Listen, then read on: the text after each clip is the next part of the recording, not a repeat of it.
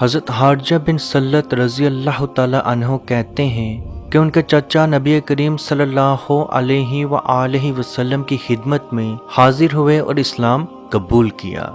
پھر جب واپس جانے لگے تو ان کا گزر ایک بستی سے ہوا جہاں لوگوں نے ایک پاگل کو زنجیروں سے پکڑ رکھا تھا۔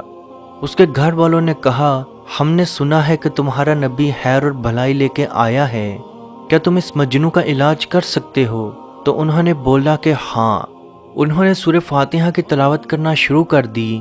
3 دن لگاتار 3 دن تک سورہ فاتحہ کا اس پہ دم کرتے رہے اور اپنے دم میں اپنے لعاب کو بھی شامل کرتے رہے، یا عام زبان میں بولیں تو تھوتھو والا دم کرتے رہے، یعنی کہ سورہ فاتحہ پڑھی اور تھوتھو کر کے اگلے پہ دم کرتے رہے، یعنی کہ وہ پھونک جس کے ساتھ تھوڑا سا لعاب بھی آئے۔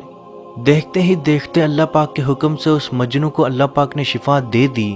اس کے گھر والوں نے بطور تحائف 100 بکریاں اس کو انعامات میں دیں۔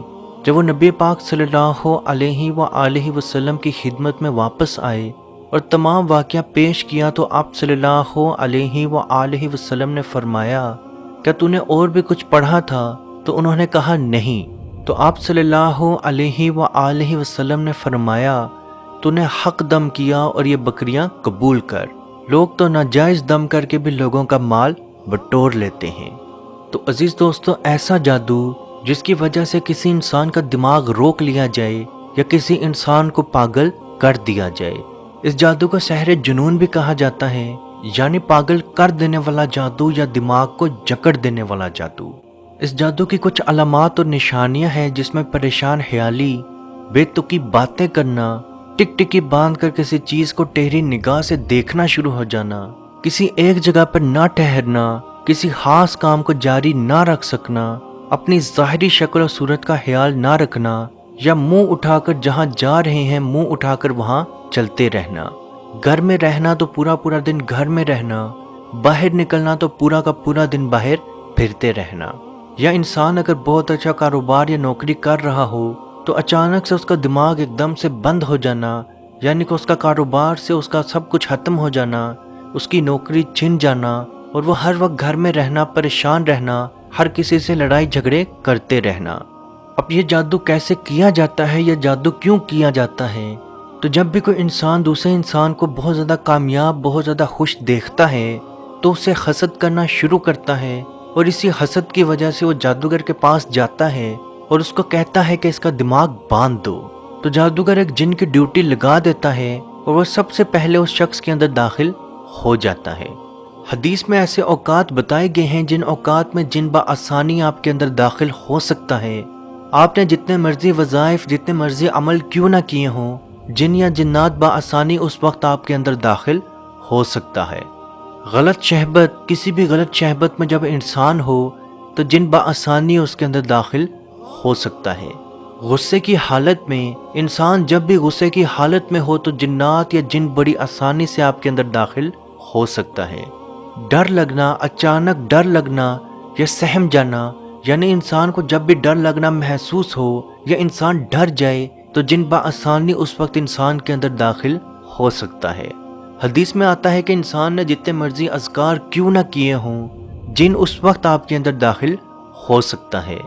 جن جیسے ہی اس انسان کے اندر داخل ہوتا ہے تو اس کے دماغ میں داخل ہو کے وہاں مورچہ بندی کر لیتا ہے، پھر دماغ کے ان حصوں میں شدید دباؤ ڈالتا ہے جو سوچ و فکر یا یاداشت کے لیے خاص ہوتے ہیں، اور اس کے بعد آہستہ آہستہ وہ انسان پاگل پن کی طرف یا اس انسان کا دماغ کام کرنا چھوڑ دیتا ہے۔ اس انسان کو حد سے زیادہ شدید سر میں درد محسوس ہوتا ہے، کچھ کام کرنا چاہتا ہے لیکن اچانک سے بھول جاتا ہے، کوئی چیز کہیں رکھی بھول گیا، کچھ کام کرنا تھا بھول گیا، کچھ کام کر لیا کرنے کے بعد بھول گیا۔ تو عزیز دوستو، یہ اسی جادو کی شروعاتی علامات ہیں۔ اب اس جادو کا علاج کیسے کیا جائے؟ تو سب سے پہلی بات یاد رکھیں، اس جادو کا علاج کرتے ہوئے جن بھی ظاہر ہو سکتا ہے، اور اس میں گھبرانے یا پریشانی والی کوئی بات نہیں۔ آپ اس جن سے ڈائریکٹ بات کریں، سب سے پہلے اس کا نام پوچھیں، اس کا دین پوچھیں، اور اس کو راضی کرنے کی کوشش کریں کہ اس انسان کے جسم سے نکل جائے۔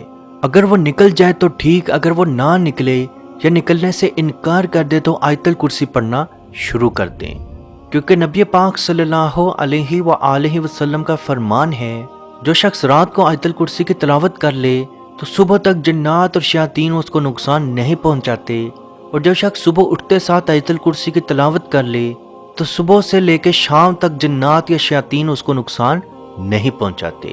اب اس جادو کا علاج کیسے کیا جائے؟ تو آپ نے سورہ فاتحہ 70 مرتبہ سورہ فاتحہ یعنی کہ الحمد شریف کی تلاوت کرنی ہے، اس کو ایک پانی پہ دم کر کے اول و آخر 3 مرتبہ درود شریف پڑھ کے اس پانی پہ دم کر کے اس انسان کو پانی پلائیں۔ اس کو بھوک لگے، اس کو پیاس لگے، جب بھی وہ پانی پینا چاہے اس کو یہی پانی دیں۔ اگر وہ انسان پانی پینے سے انکار کر دے تو اس کو زبردستی دیں۔ انشاءاللہ بحکم خدا 15 سے 30 دن کے اندر اندر اس کا جادو ٹوٹنا شروع ہوگا اور 3 سے 6 ماہ کے اندر اندر وہ مکمل شفا یاب ہو جائے گا۔ بعض اوقات جنات ظاہر ہوتا ہے، بعض اوقات اس انسان کو پیلے یا کالے یا سرخ رنگ کی الٹی لگ جاتی ہے، یا اس پانی کو پینے کے بعد اس کے پیٹ میں شدید درد ہو سکتا ہے۔ تو جب اس کو درد محسوس ہو تو اس کو پانی پلاتے رہیں اور تب تک پانی پلائیں جب تک اس کو الٹی نہ لگ جائے۔ یاد رکھیں شفا دینے والی ذات صرف اور صرف اللہ پاک کی ہے۔ اپنی نیت بالکل صاف رکھیں کہ اس عمل کے بعد اللہ پاک آپ کو شفا ضرور دے گا۔ عزیز دوستو، اس ویڈیو کو جہاں تک ہو سکے ضرور شیئر کریں، کیونکہ آپ کی وجہ سے اگر کسی کی پریشانی، کسی کی مصیبت، کسی کی بیماری دور ہوگی تو اس کا ثواب بھی آپ کو ضرور ملے گا۔ اللہ پاک سے دعا ہے کہ ہم سب کو اپنے حفظ و ایمان میں رکھے اور کشمیر کے بھائیوں پہ خصوصی رحم فرمائے اور ان کو آزادی کی نعمت عطا فرمائے۔ آمین۔ اللہ حافظ۔ اعوذ باللہ من الشیطان الرجیم، بسم اللہ الرحمن الرحیم، للہ ما فی السماوات وما فی الارض وَإِن تُبْدُوا مَا فِي أَنفُسِكُمْ أَوْ تُخْفُوهُ يُحَاسِبْكُم بِهِ اللَّهُ فَيَغْفِرُ لِمَن يَشَاءُ وَيُعَذِّبُ مَن يَشَاءُ وَاللَّهُ عَلَى كُلِّ شَيْءٍ قَدِيرٌ۔ آمن الرسول بما أنزل إليه من ربه والمؤمنون كل آمن بالله وملائكته وكتبه ورسله لا نفرق بين أحد من رسله وقالوا سمعنا وأطعنا غفرانك ربنا وإليك المصير۔ لا يكلف الله نفسا إلا وسعها، لها ما كسبت وعليها ما اكتسبت، ربنا لا تؤاخذنا